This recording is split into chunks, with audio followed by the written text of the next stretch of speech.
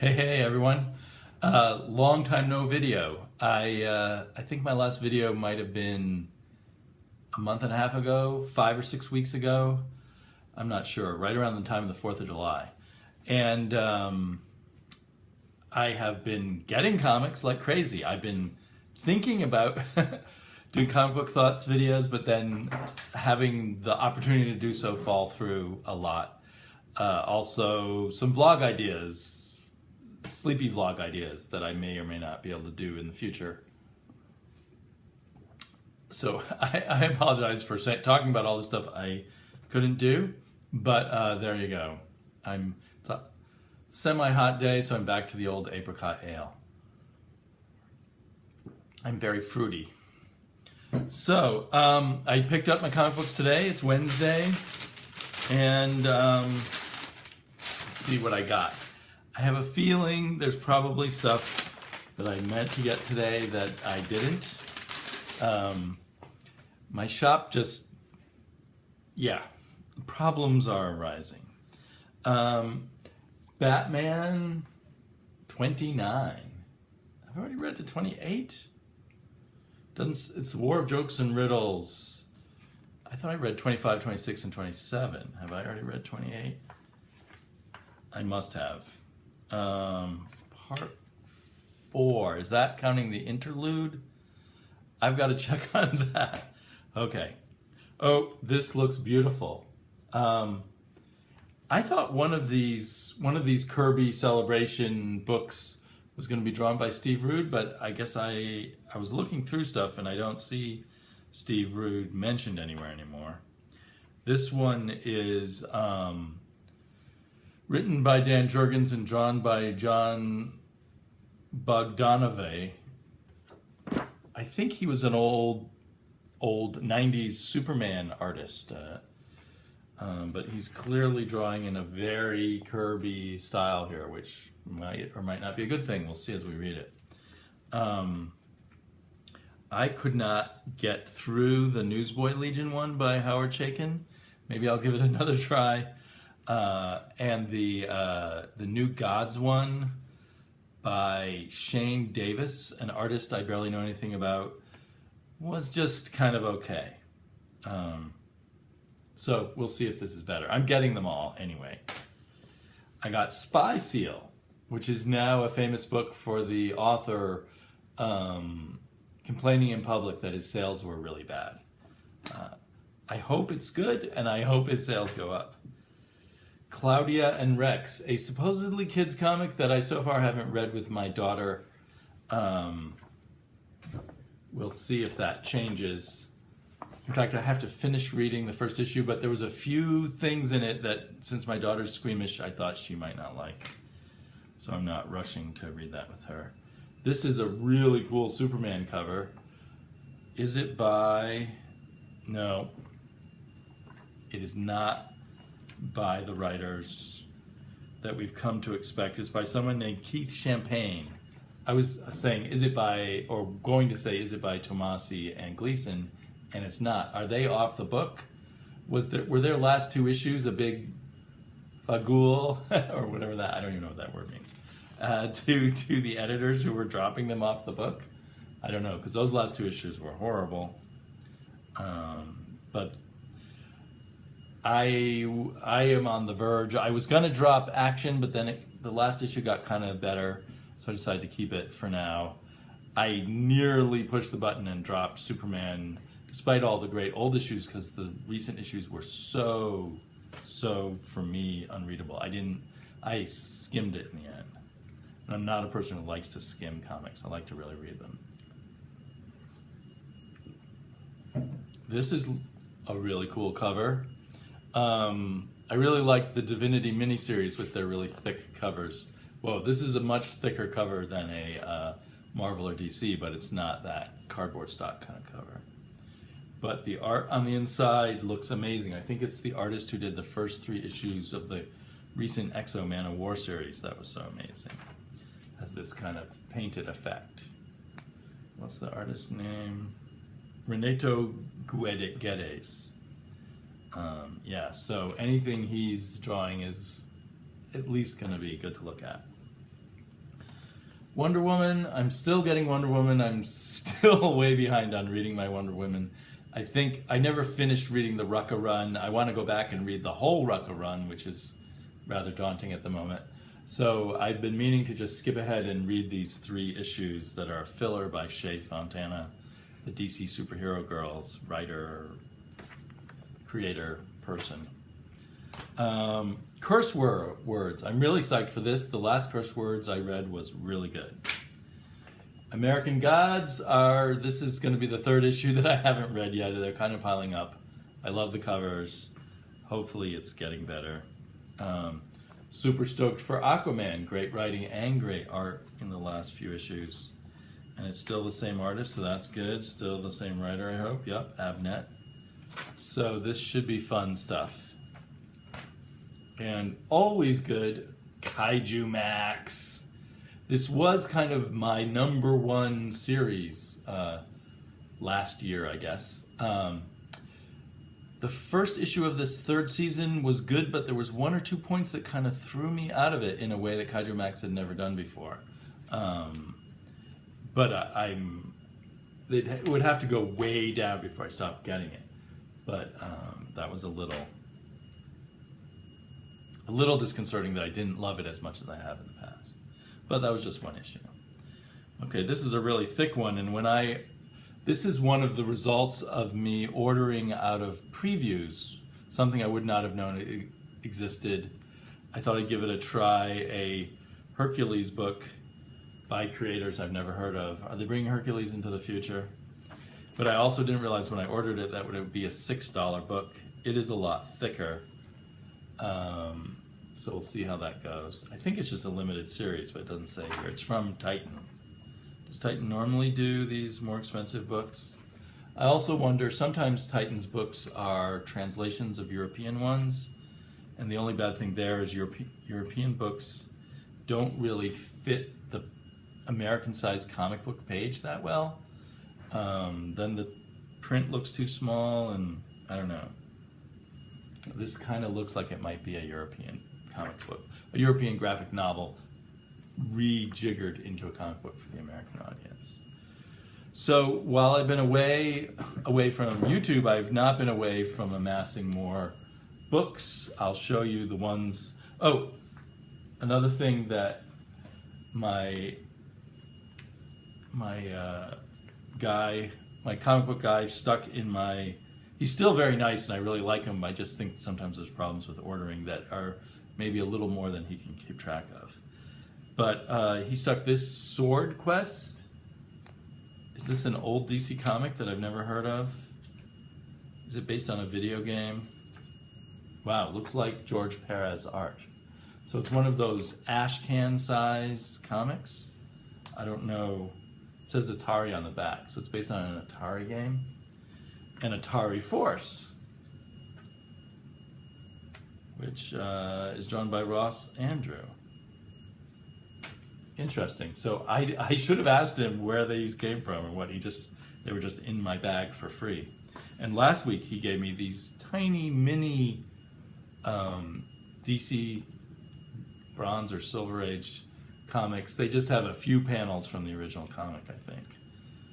And then they were supposed to get you to send for a superheroes collector's item for $1.50. So these got to be vintage things. I think he gets collections that have stuff in it that he has no idea how he can sell, and maybe he thought it would just be fun for me. A little bonus for being one of his bigger customers.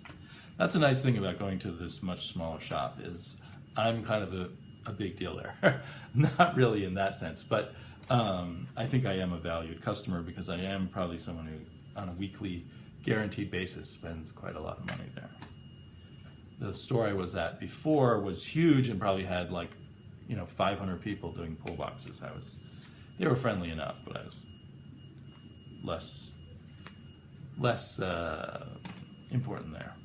Not that I do this to be important, but I have noticed that fact at this store. So last week I grabbed this Humanoids book off of their shelf of presumably new graphic novels. I don't know if it's that new or not. It's a Humanoids I love the quality of the humanoid books.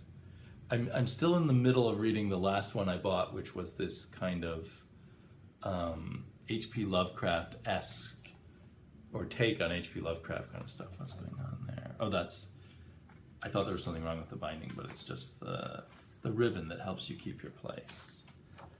So yeah, this looks like it's going to be a lot of fun. I don't necessarily think these comics are better than U.S. comics by any means of the ones I've read so far, but I love the huge oversized hardbacks and the high quality of that. And they're certainly good. Here's one which is a little bit of a memoir by Jerry Robinson, but also a kind of artisan edition or whatever you call it. It's not the full-size art, but it's got a lot of the old original art. Plus, so it's sort of an art book / memoir of Jerry Robinson, who's known as the creator of the Joker.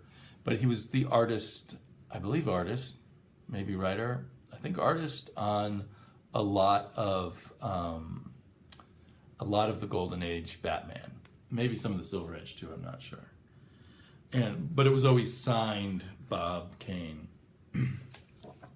Or as I, as a kid, always thought of it as Bob O. Kane, because he had the big O of his Bob.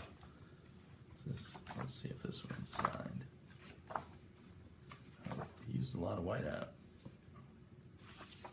Oh, they don't have the credits page. Or they don't have it. Anyway, so I got this for a very good price from In Stock Trades. It's a Dark Horse hardback, so it's really nice. It even has a nice fresh off the press smell. A nice binding. So I really look forward to reading this and savoring it. And then used at Powell's bookstore, I was there. Why was I there? Was I taking a friend? Or no, my wife and I had like a date night, and we had a little time before a movie, and the movie was across the street from Powell's, so we went into Powell's, and I found this Signal from Space by Will Eisner, the first color edition, back before digital coloring, from Kitchen Sink, and it seemed like a pretty good price, and I was just assume you can't get something like this particular edition now, so I decided to grab it while I had the chance.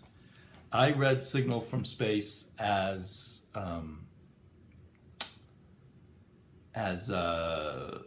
little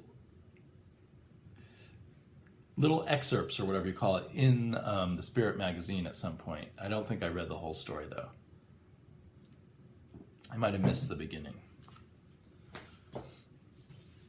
And then, sorry, I've already taken the dust jacket off and I don't know where it is right now.